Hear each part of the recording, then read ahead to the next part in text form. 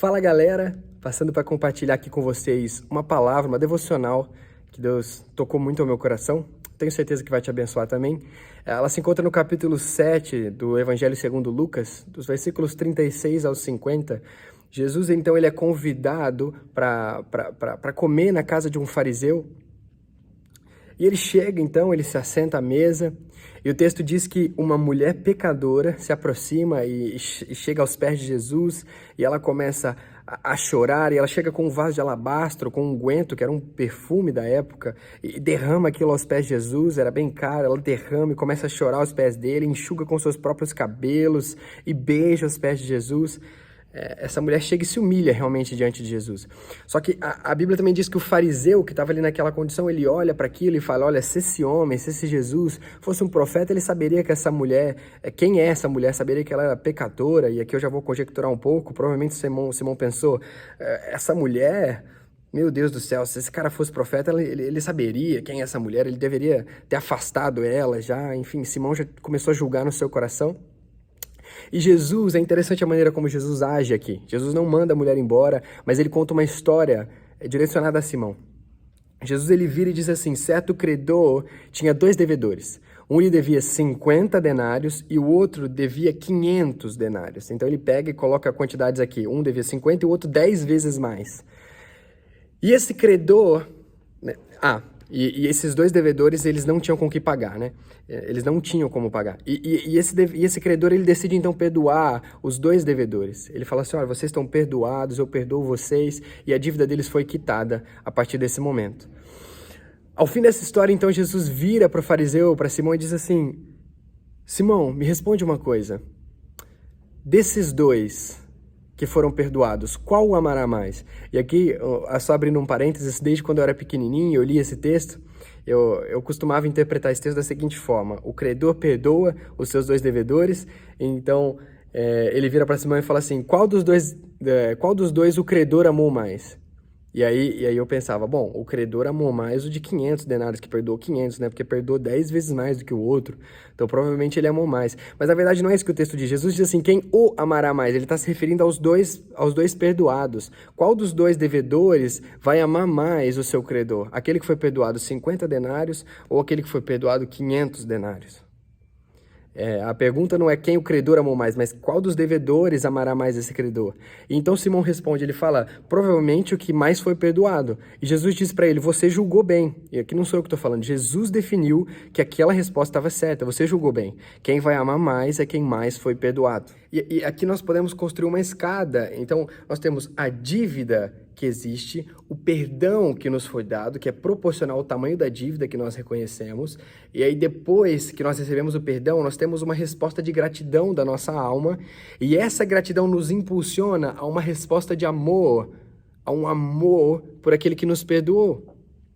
Essa é a escada, essa é a linha, essa é a construção que nós temos que fazer. Aquele que ama mais é aquele que primeiro, aqui no começo, entendeu que devia mais.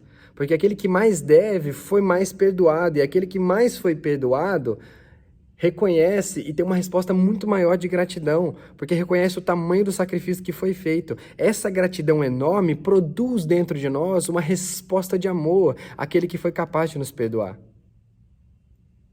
É isso que nós precisamos entender. Não diminua o tamanho do seu pecado. Não tente se esconder atrás de comparações. É uma das formas mais comuns de nós diminuirmos o tamanho dos nossos erros, das nossas falhas, é a primeira comparação. Nós nos comparamos. A gente olha e fala assim, poxa, eu errei, mas assim, eu não errei como ele. Ele fez muito pior do que eu. Olha, eu fiz isso, mas aquele cara fez além, ele foi pior, então eu não tô tão ruim. Comparado com eles aqui, com essas pessoas que fizeram isso ao meu redor, ou aquele cara que fez aquilo, aquela mulher que fez aquilo, eu tô bem. Eu ainda não tô tão ruim, então Deus vai me perdoar mais fácil, né? Eu não tô tão ruim assim. A gente tenta diminuir o tamanho dos nossos erros. A gente, na verdade, tem que fazer como Paulo. Paulo disse, olha, meu irmão, de todos os pecadores eu sou o pior. Paulo aprendeu a reconhecer. E nós precisamos aprender também a reconhecer o tamanho dos nossos pecados.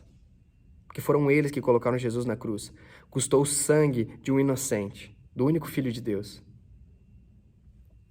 E se o nosso reconhecimento é pequeno, a obra de Jesus se torna pequeno, a gente diminui, a gente banaliza a obra de Cristo. Sabe, o grande problema é que a gente ameniza a nossa culpa, a gente tenta amenizar essa culpa, diminuindo o tamanho das nossas dívidas. Só que quando a gente faz isso, o sacrifício de Cristo tem uma expressão muito menor e ele se torna trivial, banal.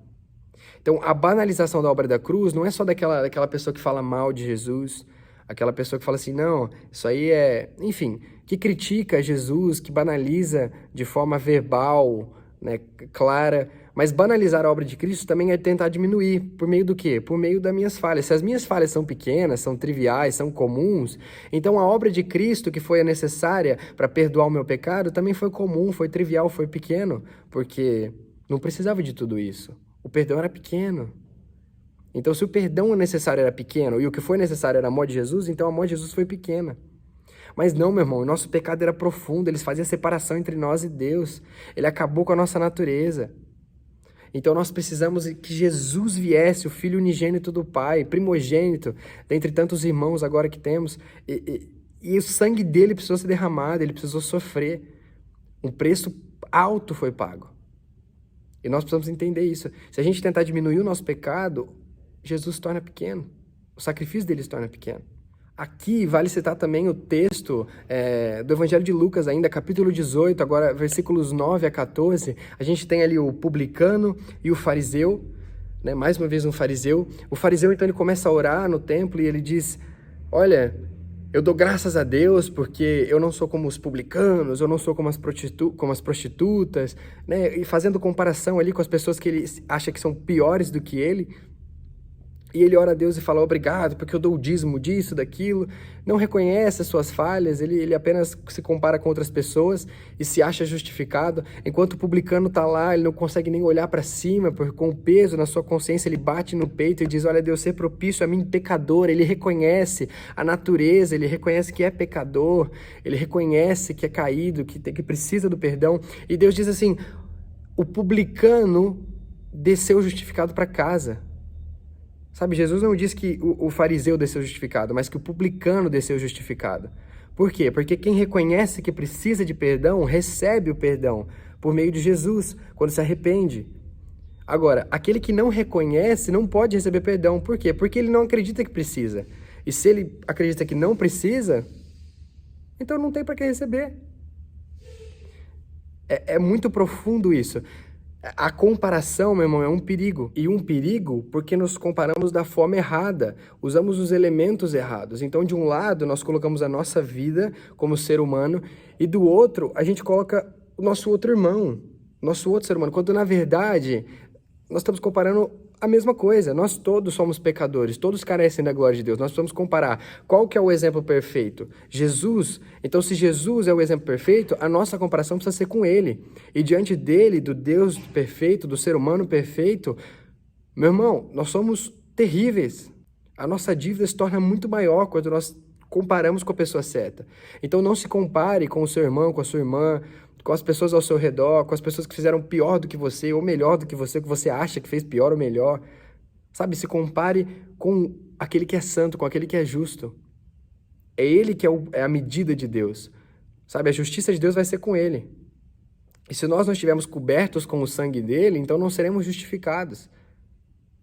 Nós seremos encontrados como pecadores, injustos, ímpios. Se não formos justificados pelo sangue de Jesus, transformados pelo Espírito Santo. A nossa comparação tem que ser com Jesus e diante dele, quão ruim nós somos. E reconhecer o tamanho da nossa ruindade, o tamanho da nossa dívida, é o que nos levará a entender o tamanho do perdão que recebemos. Isso nos direcionará para uma resposta de gratidão enorme. E essa resposta de gratidão é o que produz o amor dentro de nós por Deus. Então, que Deus te abençoe. Se você curtiu esse vídeo, né, compartilha com o máximo de pessoas que você puder. Curte ele. Se você curtiu, curte. Mas compartilha com o máximo de pessoas que você puder. Comenta aí embaixo. O YouTube entende que esse vídeo é relevante quando você comenta bastante. E é isso. Fui. Deus te abençoe.